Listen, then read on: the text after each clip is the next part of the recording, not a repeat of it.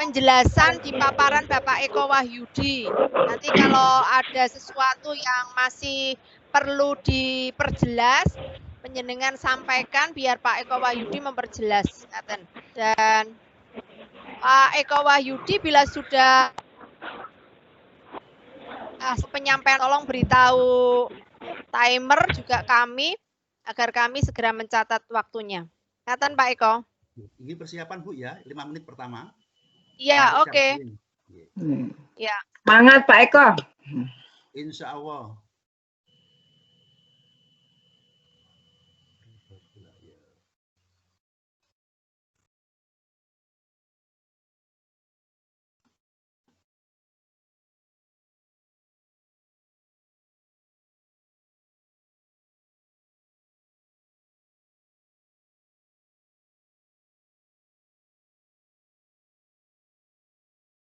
Bagaimana Bapak Ibu sudah nampak tayangan PPT-nya? Jadi sudah kelihatan.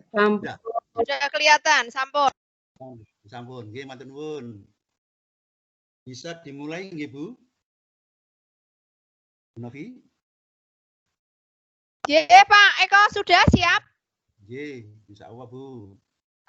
Siap. Kemudian monggo Pak Purnomo Sidi untuk mencatat startnya.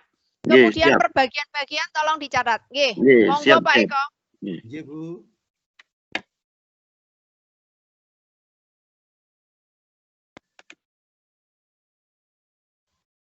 Bismillahirrahmanirrahim. Assalamualaikum warahmatullahi wabarakatuh. Yang saya hormati Bu Novi selaku pengajar dan Bapak Ibu peserta diklat yang saya banggakan. Mohon izin menyampaikan presentasi terkait pelaksanaan supervisi di SD Mergosono 1 Kota Malang. Secara umum, siklus atau tahapan supervisi itu ada 5, yaitu perencanaan, pelaksanaan, analisa data, umpan balik, dan tindak lanjut, serta tahap yang kelima yaitu pelaporan. Jadi secara umum seperti ini. Pada kesempatan ini, saya akan mencoba menjelaskan sebagian dari tahapan tersebut dengan alur sebagai berikut. Yang pertama yaitu perencanaan supervisi akademik, kedua pelaksanaan supervisi akademik, dan yang ketiga pasca observasi, evaluasi, dan tindak lanjut. Pada tahap perencanaan, kegiatan yang kami lakukan yaitu menganalisis program supervisi tahun sebelumnya. Kemudian dari hasil analisis itu, kami susun program supervisi akademik tahun selanjutnya. Nah, berikut ini tentang program yang sudah kami susun. Kemudian ini tabel perencanaan, tabel analisis kegiatan supervisi tahun sebelumnya, di mana pada bagian tersebut ada beberapa yang memang harus diperbaiki dari sisi guru. Setelah menyusun program, saya lakukan sosialisasi supervisi, kemudian menyusun jadwal supervisi, dan penyusunan instrumen supervisi akademik. Sosialisasi kami lakukan melalui Vicon yang disediakan oleh Office 365, dan dari kegiatan tersebut dapat kita peroleh kesepakatan jadwal observasi pembelajaran dengan guru. Nah, ini jadwalnya untuk guru kelas 6 itu kami laksanakan tanggal 22 November. Dan guru kelas 5 juga tanggal 22 November, tepatnya hari Kamis. Sehingga pada hari yang sama kita lakukan 2 kegiatan tersebut. Kegiatan berikutnya yaitu menyiapkan instrumen wawancara atau pedoman wawancara. Nah, adapun bukti-bukti yang sudah kita lakukan untuk pembuatan instrumen antara lain, 1, instrumen kelengkapan administrasi guru seperti ini. Kemudian instrumen validasi RPP ini seperti ini. Kemudian instrumen supervisi pembelajaran PJJ ini seperti ini, dan berikutnya pedoman wawancara pasca observasi. Pada tahapan pelaksanaan observasi, kami lakukan secara daring. Instrumen pelaksanaan observasi sudah saya siapkan seperti ini untuk 2 orang guru dengan cara menduplikat apa yang telah diberikan oleh panitia dalam hal ini LP2KS. Kemudian pada saat pelaksanaan pembelajaran, di mana saat itu kami mengobservasi, saya masuk room guru tersebut.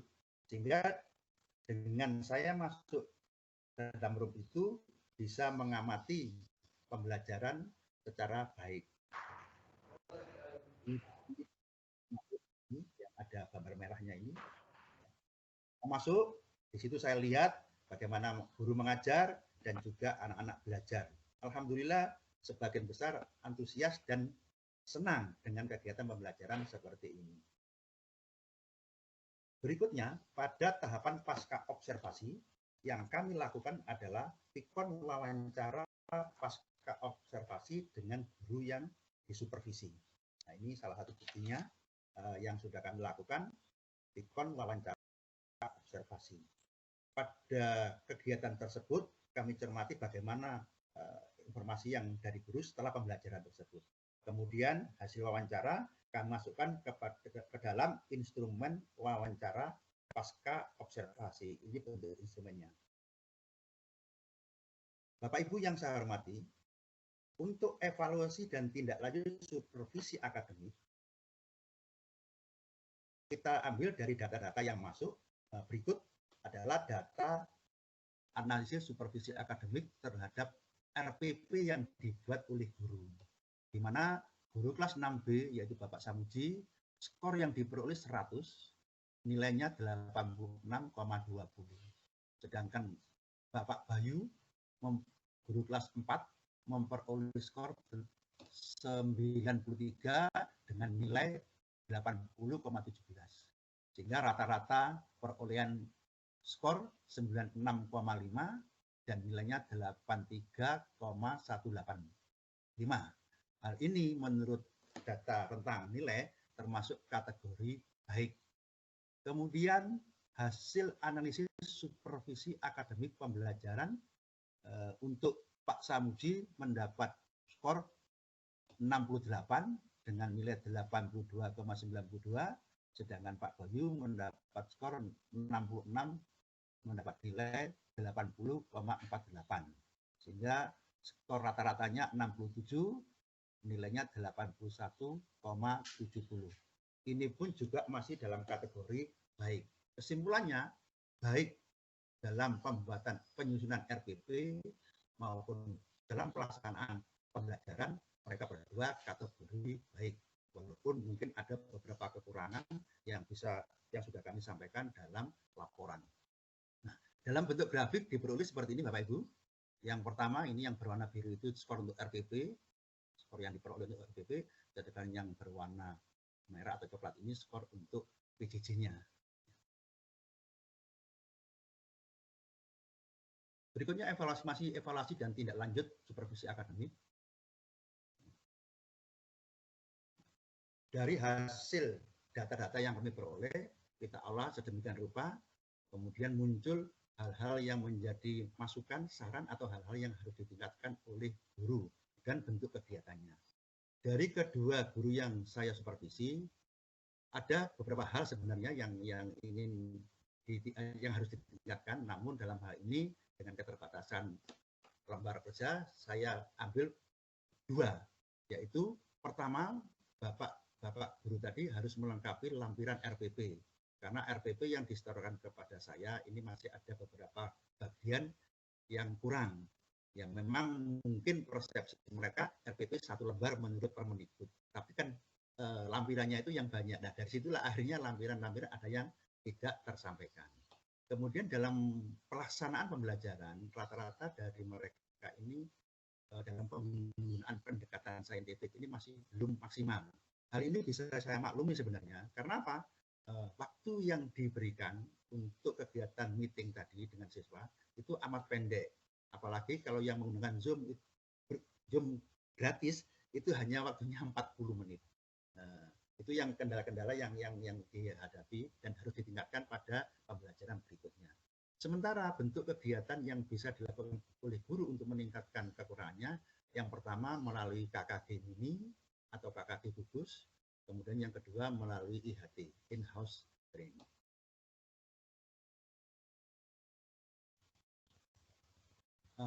Berikutnya Bapak Ibu, kami sampaikan praktek baik supervisi yang kami laksanakan di SDN Mergosono 1 Malang.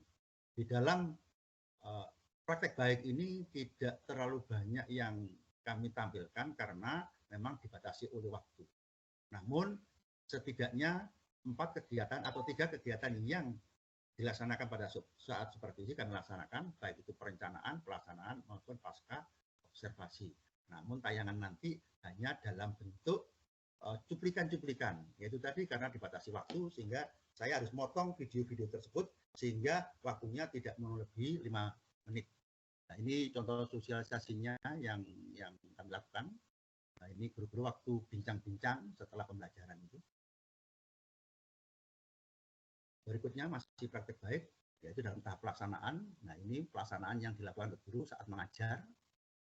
Kemudian berikutnya ini bincang-bincang dengan guru setelah proses pembelajaran selesai. Jadi kegiatan ini kami laksanakan pasca observasi. Demikian Bapak dan Ibu semua presentasi yang kami lakukan. Terima kasih atas perhatiannya. Semoga bisa menginspirasi teman-teman yang lain. Nah, untuk selanjutnya kami persilakan untuk melihat tayangan video praktek baik. Selamat menikmati.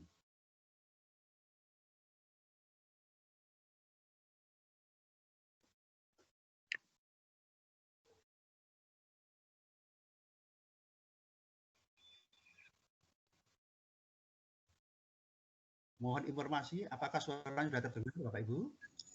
Belum Bapak, belum Pak Eko. Belum keluar lah. Itu, nah sudah. Nah, sudah. Ini bincang-bincang perobservasi.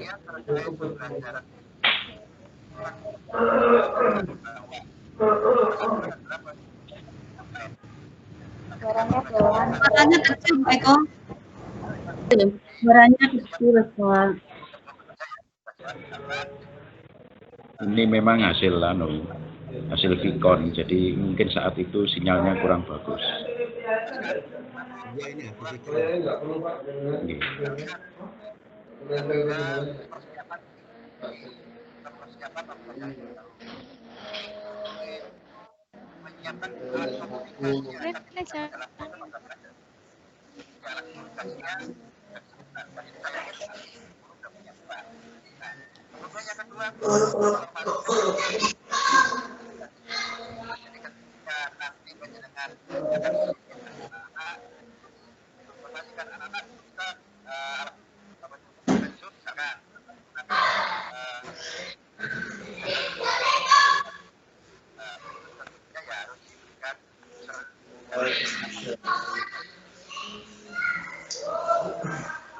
Rumahnya S3, orangnya masih S2. Insya Allah. Itu Pak.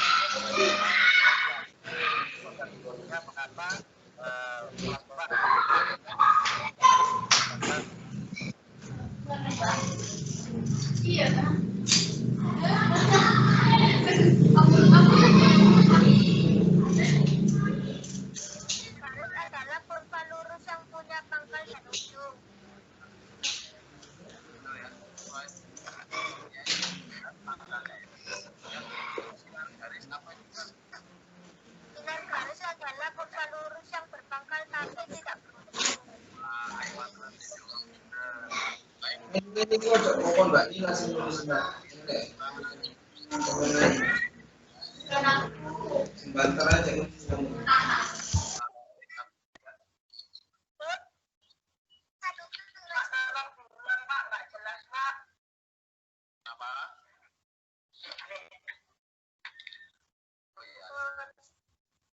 Anak-anak untuk gambar ini bisa kelihatan di depan kalian ya.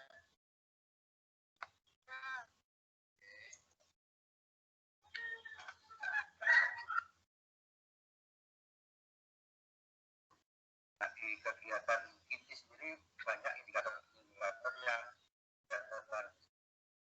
Nah, tetapi banyak yang menyampaikan ke saya, misalkan pendahuluan apa yang masyarakat perlu ditingkatkan, kemudian di bagian ini apa yang perlu ditingkatkan, juga pada bagian penutup apa yang perlu ditingkatkan. Kemarin pendahuluan itu lancar, Pak.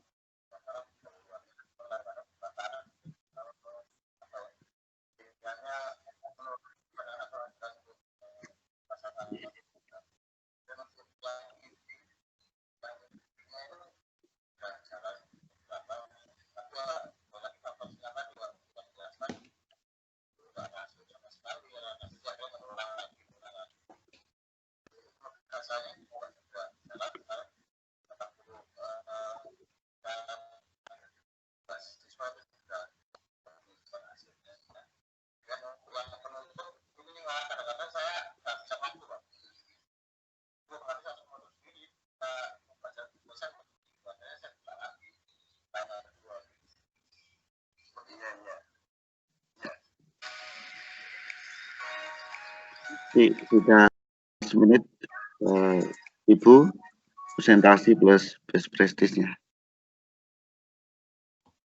Iya. Waktunya ke saya ya Pak Purnomo sih. Ini sudah 15 menit totalnya. Iya. Berarti nanti saya 10 menit dari 0829. Nggih. Pak Eko Wahyudi, terima kasih sekali atas paparannya. Saya berikan tadi, kalau Pak Budi tadi jempol saya sudah diserahkan ke Pak Budi. Saya berikan bintang, Pak. Bintang berapa ya? Bintang 5 atau bintang 7? Kalau bintang 7 bikin mumet ya. Bintang. Ora, Bu. Monggo, diambil sendiri di langit sana, Pak. Ya, bagus sekali, runtut. Terus PPT-nya itu tidak bikin mata kita bosan karena banyak gambar-gambarnya di situ, dan gambar-gambarnya sangat mendukung sekali dengan arahan atau paparan penjenengan ini. Ya, terima kasih. Kualitasnya baik untuk PPT-nya. Kemudian saya mau lihat RTL-nya coba Pak. RTL penjenengan tadi sudah ditayangkan belum, nggih? Tadi belum, Bu. Nggak ada di RTL-nya. Oh, coba Bapak mungkin bisa diomongkan saja, dijawab saja.